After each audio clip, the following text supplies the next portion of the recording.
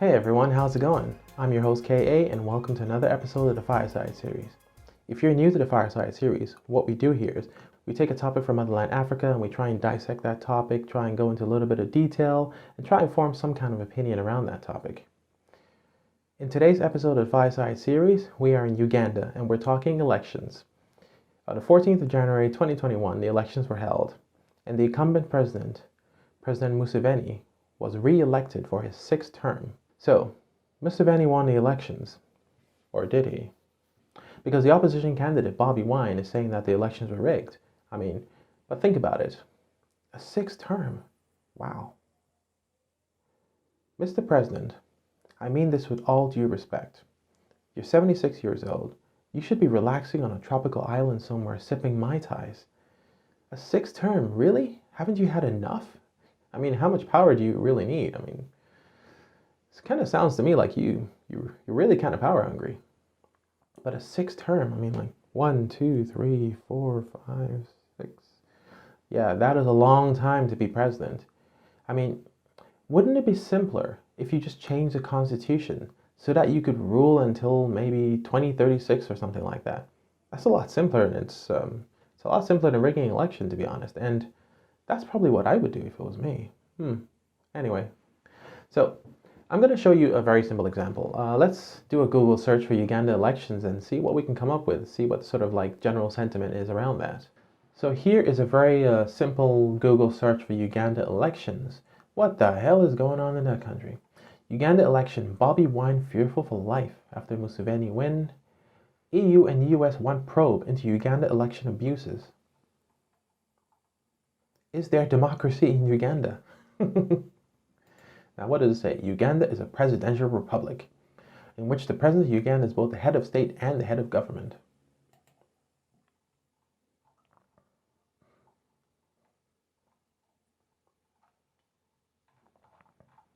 So let's go into some of these articles and see what we can discover. So this article was written by the CNN on January 21st, 2021. EU and US call for probe into Uganda election violence as Bobi Wine remains under house arrest. Hey everyone, thought I'll just dive in here for a quick interlude. Bobi Wine has since been released from his house arrest. A Ugandan high court ordered the military and the police to leave Bobi Wine's house, to leave him alone and release him from his house arrest. Any further references to Bobi Wine's house arrest is in retrospect. Thought I'll just drop in here and let you know that. Enjoy the rest of the video. The European Union has joined a growing number of international voices calling for a probe into Ugandan election abuses and violence that left more than 40 people dead in the lead up to the polls. Opposition candidates were harassed by security forces, the media was suppressed by the government, and observers' offices were raided, said the EU Council of Ministers in a statement on Wednesday. So let's look at these points. Opposition candidates harassed, media suppressed, observers' offices raided. That is kind of fishy. That kind of stinks of election fraud and election irregularities. It sounds like the attempts by a very desperate political candidate to make sure that he would win the elections by intimidating everyone. Doesn't sound good so far. Let's carry on. So the EU Council, it called on all parties to refrain from violence and for election challenges and complaints to be addressed in an independent and transparent manner. Uganda's longtime leader, President Yoweri Museveni, was declared the winner for a record sixth term amid an internet blackout and allegations of abuse. Wine, a singer-turned-politician whose real name is Robert Kyagulanyi, has been under house arrest after the military surrounded his home on Friday. He maintains the election was rigged. I thank all friends in Uganda and abroad who continue to stand with us until we put an end to this indignity, he said in a tweet on Thursday. So let's look at that tweet. Yes, for standing and defeating General Museveni in an election which he resoundingly rigged. I am still under house arrest 8 days later. I thank all friends in Uganda and abroad who continue to stand with us until we put an end to this indignity. Uganda will be free. Human rights groups spoke out against Wine's detention and the political climate in the country as President Museveni embarked on an election victory tour of the country Thursday. It is neither a crime to stand for president, nor to want to challenge the election results in court, said the regional director of the human rights NGO, Dipros Mucheni, in a statement. This continued confinement is politically motivated and a blatant violation of their human rights. I guess we gotta ask ourselves, why is this guy being detained? Why is Bobi Wine under house arrest? Is he really that dangerous? Does he really need to be surrounded by soldiers? I mean, come on, seriously. Kind of makes you think, doesn't it? What is actually going on in Uganda right now? In the weeks leading up to the election, there were several incidences of violence and human rights violations, says Human Rights Watch. The abuses included killings by security forces, arrests and beatings of opposition supporters and journalists, disruption of opposition rallies, and a shutdown of the internet, said the International Human Rights NGO in a statement. I guess that one statement alone, if based on any fact, tells you that clearly this was not a free and fair election. This was an election which was heavily weighted in favor of the incumbent President Museveni, where he used the influence of his power over the army to inflict a lot of intimidation and inflict a lot of pain to ensure that the opposition would be crushed. It kind of sounds like a dictatorship to me, if you ask me. I don't know, what do you think? So if we carry on, Museveni's senior press secretary, Don Wanyama, referred CNN to the police when contacted about Wine's house arrest, implying that the president knew nothing about the detention. How convenient. Plausible deniability. The president knows nothing about the detention. Not so sure about that one. Why would he? Wanyama said. Stop Musevenizing everything. Talk to the police. The Ugandan police force did not immediately respond to requests for comment. The police said in a tweet they made arrangements with Wine to access his lawyers on Tuesday, but they claim he refused to meet them. Look at that beautiful family.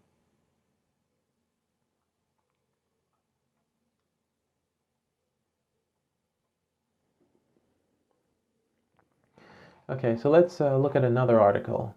So this one was written by the BBC 6 days ago. That will probably be about the 18th.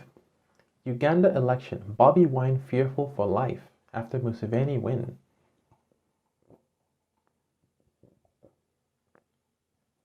Now look at these soldiers. Look at that firepower. Wow.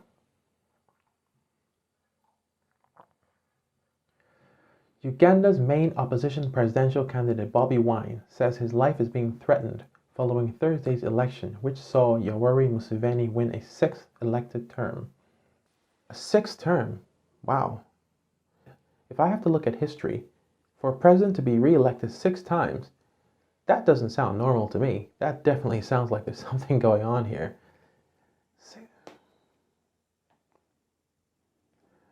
Right. Carrying on with the article. The singer-turned-politician told the BBC that he rejected the results with the contempt they deserve. He alleged there had been a lot of irregularities, but Mr. Museveni called it Uganda's fairest ever vote. The fairest ever vote and the lead up to the vote was full of intimidation, beatings, killings, and harassments. Campaigning had been marred by violence in which dozens of people died. Just ahead of voting day, the government shut down the internet, a move condemned by election monitors. You gotta ask, why would the government shut down the internet a day before the election? Now that doesn't make any sense. Unless of course you didn't want anyone to see what was going on. You didn't want any outside influence. You didn't want any outside opinion. You didn't want to be transparent. Because the internet is a powerful force. That is kind of shady. All this to remain in power. Wow. What did Bobi Wine say? In a phone interview with the BBC World Service, Bobi Wine, the stage name for 38-year-old Robert Kyagulanyi, said he was worried about my life and the life of my wife. He said he was not being allowed to leave his house, which is surrounded by security forces. He clearly looks like he's under a lot of distress. Nobody is allowed to leave or come into our house. Also, all journalists, local and international, have been blocked from accessing me here at home, he said. Addressing what his party, National Unity Platform, might do now, he told the BBC that all options are now on the table, including but not limited to peaceful protest. but he stressed that he was not calling for violent insurrection. The opposition candidate earlier said, "I would be happy to share the videos of all the fraud and irregularities as soon as the internet is restored." So let's look at what the president said. How did he respond to this? The result gives President Museveni 76 and in power since 1986, 5 more years as president. Speaking after being declared the winner, he rejected claims of fraud, describing the election as likely to be the most cheating-free election in the country's history. Here you have the President Museveni going on record to say that he believed that this election was probably the fairest that they've ever had. So if he's been in power since 1986, this is his 6th term, does that mean that all the other elections were fraught with all kinds of irregularities and fraud? Did he actually win all those other 5 elections? Mr. President, I really don't know what to think about this one. And here we have a group of Museveni supporters. Now, don't they look happy? Look at those smiles. Mr. Museveni also alleged that another country in the region has sent agents to come meddle in our politics. Foreign meddling will not be tolerated. We do not want foreigners interfering in our affairs. If foreign interference were a source of wealth, then Africa would be the richest country in the world. The president's supporters came out onto the streets of the capital, Kampala, on Saturday to celebrate his victory. Let's see what the monitors said, the independent parties overseeing the elections. Issuing the final result on Saturday, the Electoral Commission said the vote had been peaceful, with a turnout of 57% of the almost 18 million registered voters. So let's look at some high-level stats. 5.85 million votes were won by Yoweri Museveni, according to the Electoral Commission. 3.48 million votes were won by Bobi Wine, his main rival, the commission said. 6 elected terms as president for Museveni. Bobi Wine has vowed to provide proof of voting fraud. 2000, the number of observers deployed by the Africa Elections Watch Coalition, which said they had observed irregularities. So here you have independent observers saying that they observed irregularities during the election and during the vote count. Yeah, so it looks like we have a lot of different people saying the same kind of thing, that there was fraud, there was irregularities, it wasn't a free and fair election, there was intimidation. I really don't know what to think about this. If I had to look at this logically, if everything's pointing to one singular outcome, that the election was not free and fair, then I guess there's probably some truth in that, isn't there? Let's carry on with the article now. But the EU, United Nations, and several rights groups have raised concerns. Aside from an African Union mission, no major international group monitored the vote. The AU has not yet commented. Now, isn't that a surprise? The African Union has said absolutely nothing. Anything to do with African affairs, it seems like the African Union isn't really that interested, because they never seem to have an opinion. So it kind of makes you wonder, what's the purpose of the African Union? Well, this video isn't about the African Union, but yeah. Why are they there? Why does the African Union even exist if they don't even get involved in any affairs that involve Africa? Okay, let's moving on. Earlier this week, the US, a major aid donor to Uganda, cancelled its diplomatic observer mission to the country, saying that the majority of its staff had been denied permission to monitor polling sites. Why would international observers be denied access to monitor polling sites? Seems to me like whoever it was did not really want any external eyes on what was going on during the elections. Sounds to me like it was being set up for fraud. Will Bobi Wine continue to play a role? President Yoweri Museveni has seen off countless challenges during his 3 decades in power, helped along by constitutional changes which have allowed him to continue running for office. How convenient. His assurances of security and economic stability continue to win him votes. It's easy to underestimate how much the memories of decades of civil war and a failed state still cast a shadow over this country. Bobi Wine casts a lonely figure in his home on the outskirts of Kampala. His key advisors have either been arrested or are in hiding. Nevertheless, he will continue to play a key role in Uganda's politics. Obviously, that depends on whether Bobi Wine will still be around if he doesn't suddenly disappear. Kind of like what happened to a very popular figure recently who disappeared for a couple months. I wonder who that was. Okay, let's look at another article. And this was published by VOA News on the 19th of January 2021. Uganda opposition leader Bobi Wine calls for rejection of presidential election results. Yeah, he does not look like a happy man. You can just see that distress in his face. Uganda opposition leader Robert Kyagulanyi, popularly known as Bobi Wine, has called on Uganda's development partners not to recognize the results of last week's presidential election, which he said was undermined by widespread illegalities.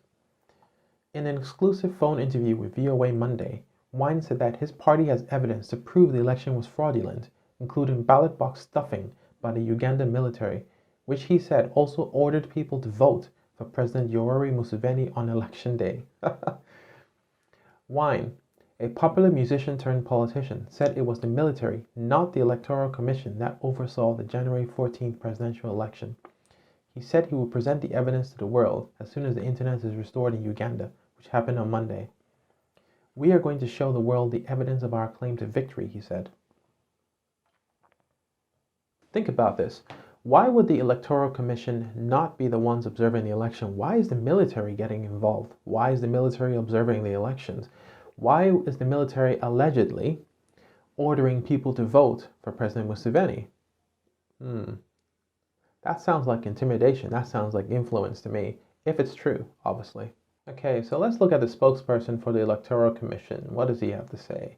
Paul Buchanan says the electoral process was transparent from start to finish and that Museveni won convincingly. Buchanan says any candidate or candidates feeling dissatisfied should seek redress in the courts. Well, Mr. Buchanan, that doesn't really sound like what happened based on all the reports that I've read. Everything I've looked at kind of points to the fact that there's something going on or something did go on. A mockery. Asked if he plans to take his case to the Ugandan Supreme Court, Wine said everyone knows that the court is undermined by Museveni. It is a mockery, he said. It is firmly in the pocket of General Museveni. If it was me, if I wanted to exert complete control on the judicial system, I would definitely have a whole bunch of judges in my pocket. It's a good strategy if you ask me. What else does Bobi Wine say? He said he is under house arrest with more than 400 soldiers surrounding his house in Kampala and blocking journalists and party officials from meeting with him. 400 soldiers? Wow, that is a lot. That kind of sounds like overkill to me. How dangerous is this guy? He must be really influential, such that the incumbent government feels that he's a threat to their power. 400 soldiers. I can't even count that. There seems to be some kind of trend here. I'm not even going to go into that article. Why would soldiers surround this guy's house on the day that the votes were being counted? What did they want to prevent? Because what could this guy actually do to influence the vote count? I mean, seriously. So we've seen a lot of evidence to suggest that the Ugandan elections were not free and fair. There were malfeasances, there was fraud involved, there were irregularities, there was intimidation up to the point of the election itself. There was violence, people getting beaten up on the day. People got killed in some of this violence. The opposition candidate Bobi Wine is under house arrest. Soldiers were monitoring the elections, ordering people to vote for Museveni. Yeah, there seems to be a lot of evidence pointing to the fact that the election was not free and fair, and that it was possibly marred by fraud, was possibly marred by irregularities, just to ensure that the incumbent president would hold on to the power and get into his sixth term. I'm going to say that again, sixth term since 1986. That definitely sounds like a dictatorship. So let's look at this from a different angle. If the president, Museveni, is that popular, let's see, what do people in the country actually think about him? Is he actually working in the best interest of the country? Is the country actually growing and prospering as a result of him being in power? Do people actually like him? Let's see what kind of sentiment there is around. Let's see what kind of sentiment there is in Uganda about him, to see if his sixth-term win is justified. Let's look at this article by DW.com, which was written on the 23rd of November 2020. Opinion: Ugandans are tired of Museveni, but can't vote him out. The latest protests in Uganda are an indication that people are sick and tired of President Yoweri Museveni's insatiable appetite for power. But the ex-guerrilla fighter is not going anywhere, writes DW's Daniel Kakuba. As the grieving families were still burying their loved ones who were gunned down in the streets of Kampala, 76-year-old President Yoweri Museveni, a former guerrilla commander running for the sixth term, had no calming words to unite his nation. If you were a man for the people, and there was violence in your nation, people were getting killed, people were getting gunned down, wouldn't you come out and make a statement to try and calm the nation? Wouldn't you want to say something? But apparently, Museveni said nothing. Kind of makes you wonder. So looking at everything that we've seen so far, all these articles, which are kind of saying the same thing, they're all kind of revolving around the theme that the elections in Uganda were not free and fair. They were fraudulent, there were irregularities, there was intimidation, there was violence, people were threatened, people were told that they had to vote for Museveni, soldiers were observing the elections, offices of the observers were raided by soldiers and police. Bobi Wine's house was raided by soldiers and police. He's been under house arrest.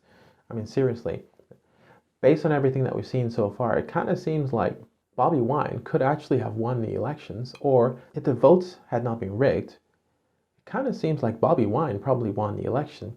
But of course, as a leader of the people, having had 5 terms in office, if you want to have a 6th term, you got to make sure that you win. So you got to do everything that you can to ensure that you win the election. And obviously, plausible deniability. You don't know anything about what's going on. I don't know. It all sounds fishy to me. If I had to look at all the evidence points to one thing, that Ugandan elections were not free and fair, and Museveni probably shouldn't be sitting in that president's chair right now. But then again, who am I to say? All of this could just be propaganda by the media. It could all be conjecture. It could not be. It's very likely that it may not even be based on fact, but I guess we'll never know. So as it stands, Museveni is going to be president for the next term, and then who knows what's going to happen after that. I don't know. What do you guys think? What's your opinion? If you have any comments you want to discuss, if you have any opinions, drop them in the comments below and let's talk about them. Let's discuss this topic and see if we can come to some kind of conclusion on all this.